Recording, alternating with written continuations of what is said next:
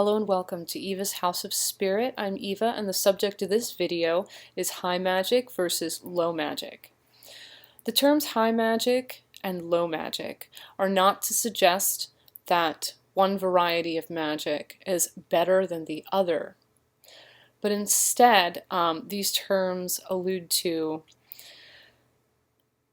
marked differences between two categories of magical pursuit, one of which is much more centered around study and ceremony, where the other tends to center closer to the earth. It tends to be more intuitively based, more centered around the community.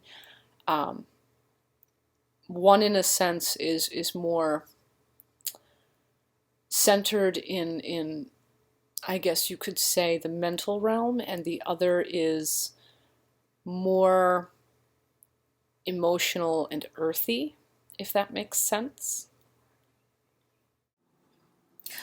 Before I begin speaking about high magic versus low magic, I just wanted to point out some of the basic differences between the two. In the case of high magic, we have a system that is very structured in the study and utilization of ancient texts and ritual forms, whereas in low magic, while low magic is structured, there is less emphasis on book study and more focus on communally based learning. Now, in terms of orientation, high magic is very mentally oriented and yang polarized. It is very air and fire associative. In the case of low magic, it is very emotionally and intuitively oriented and yin polarized, very water and earth associative. In high magic, the focus is largely on self-mastery, attainment of knowledge, and also on mastery of techniques by which the practitioner may work with, control, or direct certain ancient energies or intelligences in seeking to achieve various means to various ends. Usually this is done through ritual works, and usually such rituals concern the pursuit of patriarchal path studies. In the case of low magic, focus is largely on alignment of the self with the natural world's energies. Community and ancestry are usually central to low magic paths. While self-development is encouraged, it is usually for the purpose of serving oneself and community holistically and usually for the greater good. Low magic also tends to center around matriarchal paths.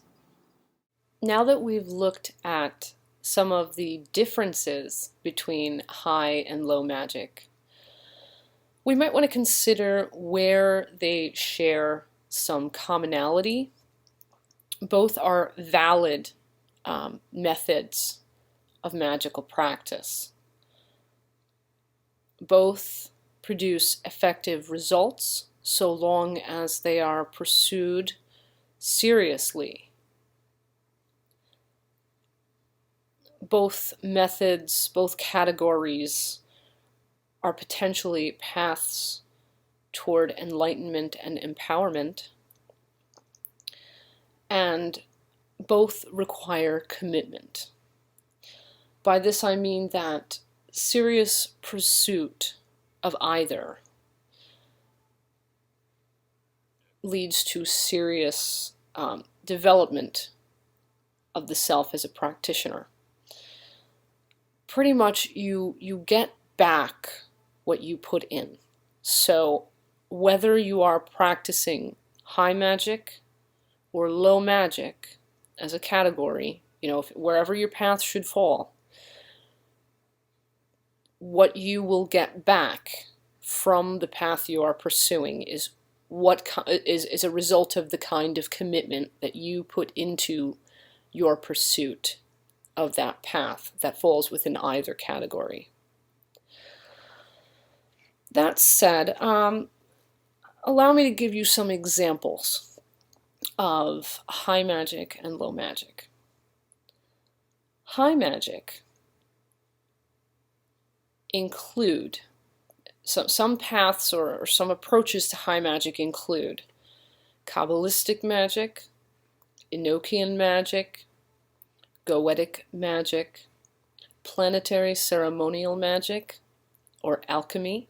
These are not the only paths that fall within the high magical realm, but these are some. As for low magic, some examples include Wiccan magic, regardless of what denomination, shamanism, curandismo or brujeria, the ATRs. ATR stands for African Traditional Religion. The magic that is practiced within the ATRs, or even hoodoo, which stems from the ATRs, the magic that is associated with the ATRs, that would fall within low magic. Other folk magics as well would fall within the realm of low magics. Now I want to examine some other ideas, some other questions that came to my mind that I thought that I should touch upon and answer. The first being, now that I've pointed out the differences, similarities, and some examples of high magic versus low magic, some of you may be wondering, which do I practice? Well, before I can answer that, I should really probably answer the question of where does chaos magic fall, being that I am a chaos magic practitioner. The answer honestly is somewhere in between. This is because chaos magic allows for chaots to draw on many sources. So they may utilize some techniques from either or both high magic or low magic. So it can potentially fall somewhere in between. And in fact, it does really fall somewhere in between. But depending on the individual, their own personal method, style, and pursuit of chaos magic will either be more high or more low, or again, a little bit of both.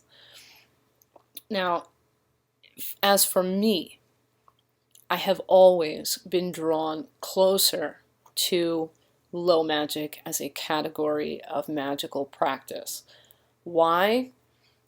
It just feels comfortable to me. It flows. I go with what resonates with me and what works for me. Again, both categories of magics are equally valid. It really, I think, comes down to who you are and what resonates with you in terms of which category of magic you should pursue. And in my case, I have just always been drawn more to the pursuit of low magics. Not to say that I have not read about or experimented with techniques and concepts that would fall within the realm of high magic. I just happen to be more partial to low magic. So again, I had the question also in mind to bring up, how does one decide which way to go? And I kind of answered that already. It's really an individual choice. I'm very much of the mind that practitioners, spiritual seekers, they should really honestly go where they are drawn, I think. Because where you are drawn is where there are lessons for you. You know, the truth is where you are led. For some of us, you will be led, some of us will be led to high magic. Some of us will be led to low magic.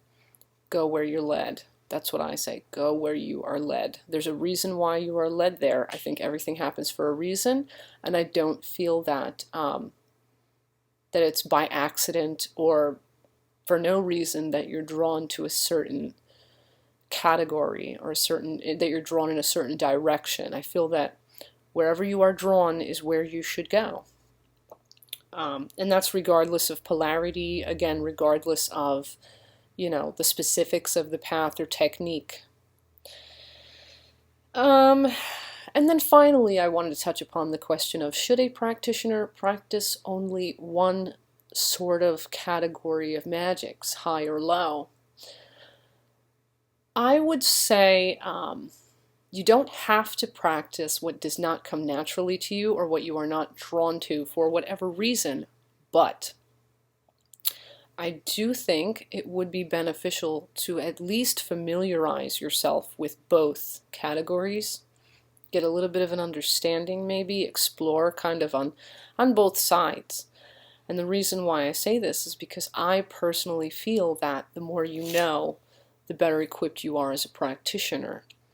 And I think both high and low magics, they have different sorts of things that we can learn from them. You know, they have different lessons to teach, especially being that high magics fall more in a patriarchal yang sort of polarity. And then, you know, the lower magics, they fall more into a matriarchal yin polarity. I think, you know, they're really, because they're such different approaches, while they're both effective, while they both, you know, can give us some enlightenment and some empowerment, you know, while they're both similar in those ways, their differences also, I think, can open us to a wider array of understandings, and I think in pursuing a little bit of each, at least, whether in study and practice, whatever, you kind of broaden your arsenal in a way, not just of techniques, but of knowledge. And really it all comes down to knowledge is power. So I guess in a nutshell, I would say familiarize yourself with both if you can, because I think it'll just well round you as a practitioner. And another thing too is that, you know, we all have our different talents. We all have our different, you know, not just leanings, but talents. You know, some of us will take more to high or low magic, you know, depending. We'll take more to one, like a fish to water, and the other one will come a little harder to us, I guess you could say, or will feel less natural, if you will. I have always believed that even if something does not come easily to you, you should still try and pursue some understanding of it, because challenging yourself will help to develop yourself. Always staying with what is easiest for you or what is most familiar to you does not allow you to grow and, you know, develop outside the sphere of where you're at. You know, it's not to say you necessarily remain stagnant, but you almost limit yourself if you don't challenge yourself. So that said, this is pretty much the extent of my video on high magic versus low magic. I just wanted to make this video to sort of point out the differences. I wanted to address the fact that one is not greater than the other.